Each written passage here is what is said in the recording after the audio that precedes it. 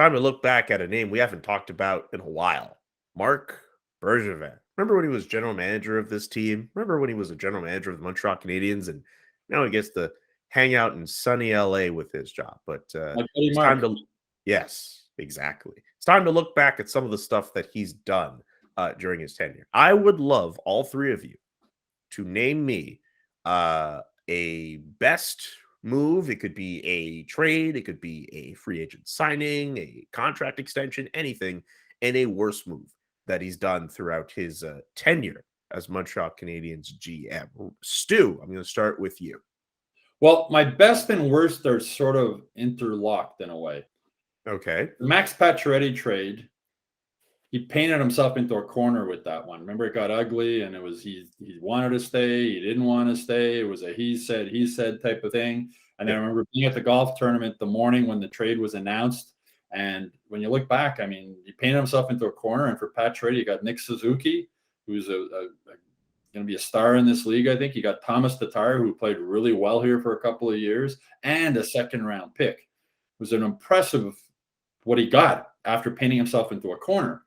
But the reason he painted himself into a corner leads to what were, I think, his biggest mistakes as a GM. He took things personally, and it always seemed to get personal. It got personal with Pacioretty. You go back, it got personal with PK. It got personal with Markov. It got personal with Radulov. It got personal with Philip Danault. When Philip Danault didn't accept the offer that Bergevin gave him 2 summers ago, next thing you know, it got leaked to the media. And it made Danault look bad. People couldn't believe he turned down that money. And I think it was just a case of Marc Bergevin taking it personal that Danault didn't take the offer that was out there. And I have to think it was him or somebody within the Canadiens who leaked it to the media. And it really impacted Philip Danault at the start of the season. It affected him mentally. He admitted that. He didn't play well. And I think it led to him leaving town. I just think that was like, I can't believe the way this guy treated me, and I want out of here. And for a team who puts so much focus on having French Canadian players on the team, remember the you-know-what storm that hit last year when they played one game without having any French players on the team after Danault was That was a wild day. But then they let their best French player leave, and nothing in return for him. And so I think with Marc Bergevin that, you know, he made a lot of good moves, but I think most of his bad moves were just a case of he took things personally. And that gets around the NHL. Like, guys like, geez, look at the way he treated Pacioretty. Look at the way he treated Markov. Markov never got to play his 1,000th game here, you know, as a Canadian. We wouldn't even bring him back on a pro tryout contract after he had been in Russia. You know, with Radulov, with Peak, it just got personal, and he wasn't able to separate business from the personal side. And that's something that Serge Savard was brilliant at when he was at GM. And it was Serge Savard who recommended Bergevin for the job. And then Bergevin kicked Savard under the bus, basically, and wanted nothing to do with him. And in hindsight, it would have helped Bergevin a lot if he had kept an open line of communication with Savard to help him dealing with some of these personality things, and have Savard saying, you got to separate business and personal stuff, man. It's 2 different things, like the manager of any business. And he wasn't able to do that. And I think that was his biggest mistake. Well, I mean, you know, Danault has been topic of conversation a little bit here. And I mean, you have to really look back in 2018 when Bergevin scooped Danault in a second rounder for Weiss and Fleischmann, which, you know, was an effective deal, you know, over the short time that Danault was with the Canadiens. But you also have to look at what they were able to pick up in the second round with a guy named Romanov and Yoronen in that particular draft year. So that, you know, as much as maybe there was obviously a falling out with Danault, you know, turned out to be a good addition to the organization. And the other point that I wanted to make about, I don't know if anybody remembers the signing of Carl Alsner. Was like Carl supposedly having trouble making the adjustments to the new system. That one, I think, goes down as a real painful, expensive mistake on Bergevin's fault. But and Carl's still getting paid by the Canadiens, I think. They're still paying for it. 2 more seasons, yeah. Jess, what about you? I'm going to go with Scott Gomes. Remember him? I think that's the best move that Bergevin made, was buying him out. And that was one of the first moves that he made as general manager. And I always remember that the season started and there was a press conference right before, the practice began. And he said, Scott Gomes is no longer part of the team. We're buying him out. And he was the biggest distraction, Scott Gomes. That was a contract that just wasn't working out. And I think it was good that he took care of that right away. And then the team was able to kind of move on from that. So that, to me, always stands out as the best move that Marc Bergevin made. The worst one, yeah. You went all the way back to the very first thing. Is like, nah, man, not the Suzuki trade. Nah, they bought out Scott Gomes. That is creative. I have to give you props for that. Remember just everything that when he went that year without scoring a goal and everyone stood up and clapped at the Bell Center. It was such a circus.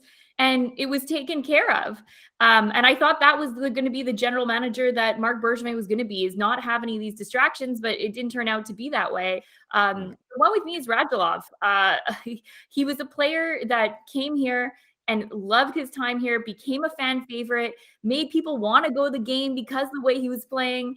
And he pretty much didn't show him any respect, as Stu mentioned, with especially him and Markov. It was first come, first serve. If you want loyalty, buy a dog and all that kind of stuff. So, the way he handled that situation, I think, was so poor, and that he was a player that had, a lot to do with this team and could bring this team a lot more success.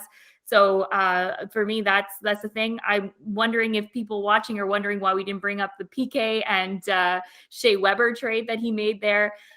For me, I think it was disappointing because PK was a player that brought a lot of attention to the Montreal Canadiens. He was a new age player that I think a lot of people from an older generation doesn't understand about players who, maybe post things on social media or they do things for themselves. But that's how it is now. But that move to me is not the biggest one. I don't know. It's Radulov, the way that he treated him and just kind of walked away from that situation. Yeah, just as you mentioned, Bergevin flexed his biceps there and said, first come, first served. As you said, you want loyalty, buy a dog. But he had no plan B. Both of those guys left, and he was left with all this salary cap money that he couldn't spend anymore. So it's one thing to make that, first come, first served, but you better have a plan B if those guys don't take the first come, first served offer. And both of them, again, Bergevin making it personal, basically said, screw you. They both left, and he was left, and the Canadiens were playing like $8 million below the salary cap for 2 years, and they were horrible on the ice. It's hard to compete in a salary cap world when you're not spending up to the cap. So another example of just how him making it personal ended up costing the Canadiens. I just want to mention, sorry, Rick, you'll have the last word here, then I'll mention something. So I was just going to say, if you look at the history of the GMs and the deals that they've made, sometimes they luck out, sometimes they don't luck out. And, now Canadians stuck with Carey Price at, $10.5 million. This one is, this one hurts. And, it's not an easy fix when you're in the salary cap world. That's a big factor as far as, how to move the franchise forward. And Jess, you mentioned PK Weber trade. PK's contract is off the books after this season. He's done. There's 4 more years of that Weber contract still left. Yeah. Also, I'll just mention this with the Gomes thing. When Bergevin came in, he said Gomes would go play the Canadiens. They would see what happens. And he straight up said, I'm not going to buy him out. And then changed his mind 5 months later and said he was going to do it in the summer. I love the fact that I know it was such an off-the-wall pick by you, Jess. I love the fact that you reminded us all of the fact Scott Gomes was once upon a time a member of the Montreal Canadiens. Let us know in the comment section about your favorite Scott Gomes memories. Maybe you have them. Maybe you don't. Just write them anyway. Subscribe to the Hockey Inside Out show on YouTube. Subscribe to the Hockey Inside Out newsletter. And why not go to hockeyinsideout.com? I'm not sure what else you're going to do anyway. Watch more videos.